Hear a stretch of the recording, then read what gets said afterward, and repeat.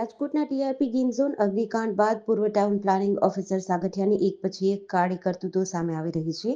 ત્યારે સાગઠિયાનું વધુ એક કારસ્તાન સામે આવ્યું છે, જેમાં ઇમ્પેક્ટ ફીના નામે સ્કૂલો અને કોલેજો તેમજ હોસ્પિટલોને ડોમ બાંધવાનો છૂટો દોર અપાયો હોવાનું સામે આવ્યું છે. હાલ 80 જેટલા સ્કૂલ, કોલેજો અને હોસ્પિટલ બિલ્ડિંગોમાં ડોમ બાંધ્યા બાદ ઇમ્પેક્ટ ફી ભરાઈ હોવાનું ખુલ્યું છે, જેને લઈને હવે મનપા તંત્ર દ્વારા આવા તમામ જોખમી કામો માટે ભરાયેલી ઇમ્પેક્ટ ફી પરત કરી બાંધકામો હટાવવામાં આવશે. રાજકોટના ગેમ ઝોન અગ્નિકાંડમાં 27 લોકો જીવતા ભૂંજાયા હતા. ત્યારબાદ કોંગ્રેસ દ્વારા આ અંગે વહીવટીતંત્રને રજૂઆત કરવામાં આવી હતી, જેમાં 700 કરતાં વધુ સ્કૂલોમાં ગેરકાયદેસર પ્લાસ્ટિક ડોમ છે, જે સ્કૂલો, કોલેજોમાં અભ્યાસ કરતા છાત્રો માટે જોખમી છે. રજૂઆત બાદ વહીવટીતંત્ર, શિક્ષણ વિભાગ અને મનપા દ્વારા આવા ડોમ હટાવવા માટેની કામગીરી કરવામાં આવી હતી. ફાયર એનઓસી ઝુંબેશમાં સાગઠિયાના કાળમાં સ્કૂલ, કોલેજ, હોસ્પિટલ સહિતના સ્થળે ઇમ્પેક્ટ ફી હેઠળ જોખમી બાંધકામોને કાયદેસર કરી દેવાયા હોવાનું સામે આવ્યું છે. આગામી દિવસોમાં હોસ્પિટલ, સ્કૂલો અને કોલેજના આવા 80 ડોમ તોડી પાડવા કોર્પોરેશન કાર્યવાહી કરશે. ભારતીય ટીમ ફેબ્રુઆરી 2025માં યોજાનારી ચેમ્પિયન્સ ટ્રોફી રમવા માટે પાકિસ્તાન નહીં જાય. ભારતીય ક્રિકેટ બોર્ડ આઈસીસીની ભારતની મેચ પાકિસ્તાનને બદલે દુબઈ અથવા શ્રીલંકામાં યોજવા કહેશે. ન્યૂઝ એજન્સી એએનઆઈએ બીસીસીઆઈના સૂત્રોના હવાલાથી આ સમાચાર આપ્યા છે. બીસીસીઆઈએ હજુ સુધી આ અંગે સત્તાવાર નિવેદન આપ્યું નથી. ભારત ગયા વર્ષે પાકિસ્તાનમાં આયોજિત એશિયા કપમાં રમવા પણ નહોતું ગયું, ત્યારે ભારતની મેચ શ્રીલંકામાં યોજી હતી. ચેમ્પિયન્સ ટ્રોફી 2025 આવતા વર્ષે 19 ફેબ્રુઆરીથી 9 માર્ચ સુધી રમાશે, જેમાં 10 માર્ચ ફાઇનલ માટે રિઝર્વ ડે છે. પાકિસ્તાન ક્રિકેટ બોર્ડે ટુર્નામેન્ટની 15 મેચનો ડ્રાફ્ટ આઈસીસીને મોકલી દીધો છે. ટુર્નામેન્ટમાં ભાગ લેનારી 8 ટીમના બોર્ડની સંમતિ લીધા પછી જ આઈસીસી આ શેડ્યુલને મંજૂરી આપશે. લાહોરમાં 1 માર્ચે પાકિસ્તાન તેના સૌથી મોટા હરીફ ભારતનો સામનો કરી શકે છે. જોકે બીસીસીઆઈએ હજુ સુધી આ મેચ માટે પોતાની સંમતિ આપી નથી. આઈસીસી બોર્ડના એક વરિષ્ઠ સભ્યએ બુધવારે પીટીઆઈને આ માહિતી આપી હતી. 1996 પછી પહેલીવાર પાકિસ્તાન કોઈ મોટી આઈસીસી ટુર્નામેન્ટનું આયોજન કરશે. દ્વારકાના ભાણવડના ધારાગઢ ગામ નજીક એક કરુણ ઘટના બની હતી, જેમાં આખા પંથકમાં ખળભળાટ મચી ગયો છે. આહિર પરિવારના 4 સભ્યોએ ઝેરી દવા ગટગટાવીને આત્મહત્યા કરી હતી. હોસ્પિટલ ખાતેથી ચારેયના મૃતદેહને જામનગરની જીજી હોસ્પિટલમાં લાવી પીએમ કરાયું હતું, જે બાદ આજે તમામની અંતિમ યાત્રા કઢાઈ હતી. અંતિમ યાત્રામાં તમામ લોકોની આંખો ભીની થઈ ગઈ હતી. બીજી તરફ પોલીસને ઘટના સ્થળેથી પરિવારના મોબાઈલ, મોટરસાયકલ અને સુસાઇડ નોટ મળી છે, જે આધારે પોલીસે તપાસ હાથ ધરી છે. તેમજ આર્થિક સંકળામણના કારણે પગલું ભર્યું હોવાની ચર્ચા છે. ભાણવડ ધારાગઢ ગામ નજીક આવેલ રેલવે ફાટક પાસે એક જ પરિવારના 4 લોકોએ આત્મહત્યા કરી હતી, જે બાદ આજે આ તમામની અંતિમ યાત્રા કાઢવામાં આવી હતી. જામનગરના એક સાથે 4 અર્થી ઉઠતા સમગ્ર વિસ્તાર હિબકે ચડ્યો હતો. ગીર સોમનાથ જિલ્લામાં 5 પોલીસ કર્મચારીઓએ શિસ્તભંગ કરી હોવાને લઈને જિલ્લા પોલીસ વડાએ આકરી કાર્યવાહી કરતા 5ને સસ્પેન્ડ કરી નાખતા પોલીસ બેડામાં ખળભળાટ મચ્યો છે. ગીર સોમનાથ જિલ્લામાં હેડક્વાર્ટરમાં ફરજ બજાવતા 5 પોલીસ કર્મીઓની ટ્રેનિંગમાં સોરઠ ચોકી જૂનાગઢ જવા માટે થોડા દિવસો પહેલા હુકમ થયો હતો, જેને લઈ ટ્રેનિંગમાં જવાના બદલે શીખ રજા પર ઉતરી ગયા હતા. જે અંગેની વિગતો ધ્યાને આવતા પોલીસ વડા મનોહરસિંહ જાડેજા આકરા પાણીએ થયા હોય તેમ 5 પોલીસ કર્મચારીઓને સસ્પેન્ડ કરી દીધા હતા. આ 5 પોલીસ કર્મીઓમાં પ્રકાશકુમાર રામભાઈ વાડા, વિજયસિંહ માનસિંહ ડોડિયા, સંદીપકુમાર ભીખુભાઈ પરમાર, લલિતકુમાર દાનાભાઈ સોસા, હર્ષદકુમાર રામભાઈ સેવરા સામે સસ્પેન્ડ જેવી આકરી કાર્યવાહી કરવામાં આવી છે. ગત 1 જુલાઈ 2024ના રોજ લોકસભામાં વિપક્ષ નેતા રાહુલ ગાંધીએ સંસદમાં હિન્દુ અંગે આપેલા નિવેદન મામલે 2 જુલાઈ અમદાવાદમાં ભાજપ કોંગ્રેસ વચ્ચે ઘર્ષણ થયું હતું. ગુજરાત પ્રદેશ કોંગ્રેસ કાર્યાલય સામે અમદાવાદ શહેર ભાજપના કાર્યકરો દ્વારા કરાયેલા દેખાવમાં બંને પક્ષના કાર્યકરોએ સામસામે પથ્થરમારો કર્યો હતો.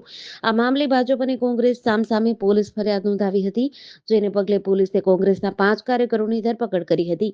આ 5 આરોપીઓએ Ahmedabad city civil and sessions કોર્ટમાં જામીન માટે અરજી કરી હતી, પરંતુ કોર્ટે આજે 5 આરોપીની જામીન અરજી ફગાવી છે. કોર્ટે કહ્યું કે જાહેરમાં પથ્થરમારો કરવો એ અપરાધ છે. જાહેરમાં કાયદો હાથમાં લેવો એ યોગ્ય નથી. આમ 5 આરોપીઓ એવા સંજય બ્રહ્મભટ્ટ, મનીષ ઠાકોર, મુકેશ દંતાણી અને વિમલ કંસારાની ધરપકડ કરવામાં આવી છે, જેને જેલમાં રહેવું પડશે. આ તમામ ફરિયાદ નવા કાયદા મુજબ કરવામાં આવી છે.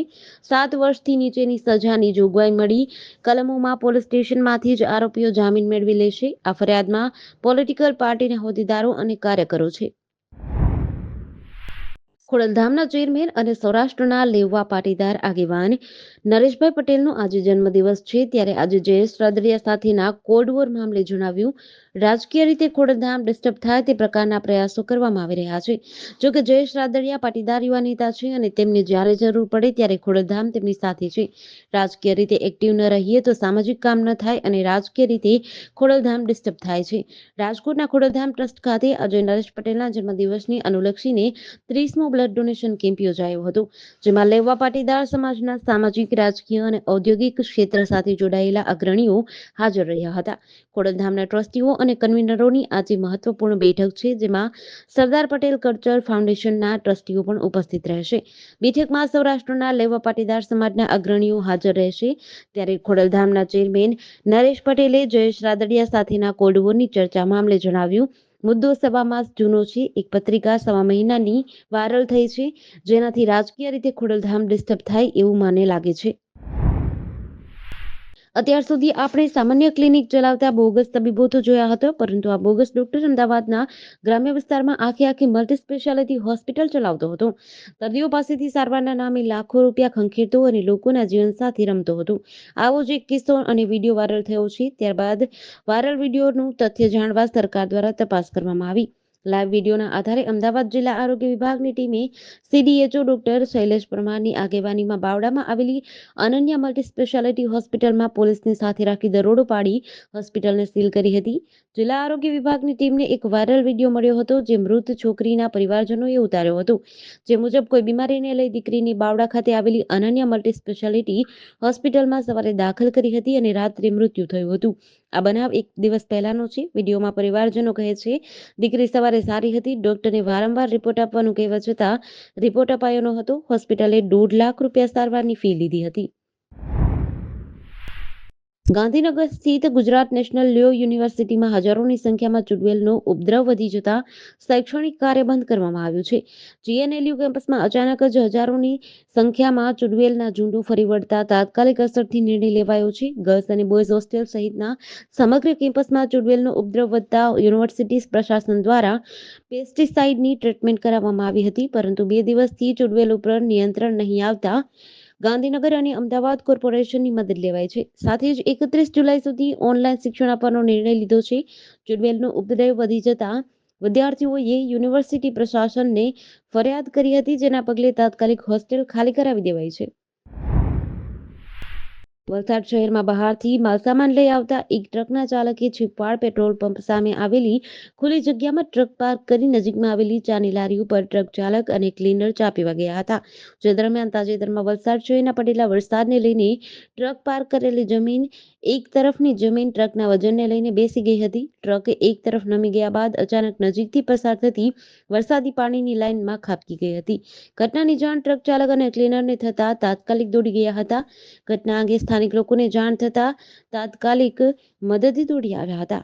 બાજુમાં પાર્ક કરેલી ટ્રક ચાલકોએ તેમની ટ્રક અને ટેમ્પો સુરક્ષિત જગ્યાએ ખસેડી લીધા. ઘટના અંગે સ્થાનિક લોકોએ સિટી પોલીસને જાણ કરી હતી. પોલીસે પહોંચીને ટ્રકને બહાર કાઢવા ક્રેનની મદદ લીધી હતી. રાજ્યના અનેક જિલ્લાઓમાં મેઘરાજાએ વિરામ લીધો હોય તેવી સ્થિતિ જોવા મળી હતી, જ્યારે આજે સૌરાષ્ટ્ર તેમજ દક્ષિણ ગુજરાતમાં વરસાદ વરસ્યો હતો. સુરત શહેર તેમજ કામરેજ અને રાજકોટના ઉપલેટામાં 2 ઇંચ જેટલો વરસાદ વરસ્યો હતો, જેથી રોડ રસ્તા સહિત અનેક નીચાણવાળા વિસ્તારોમાં પાણી ભરાયા હતા. આજ દિન સુધીમાં રાજ્યમાં સિઝનના સરેરાશ વરસાદના 25% જેટલો વરસાદ થયો છે, જ્યારે આજે સવારે 6 વાગ્યાથી બપોરના 12 વાગ્યા સુધીમાં 50 તાલુકામાં વરસાદ થયો છે.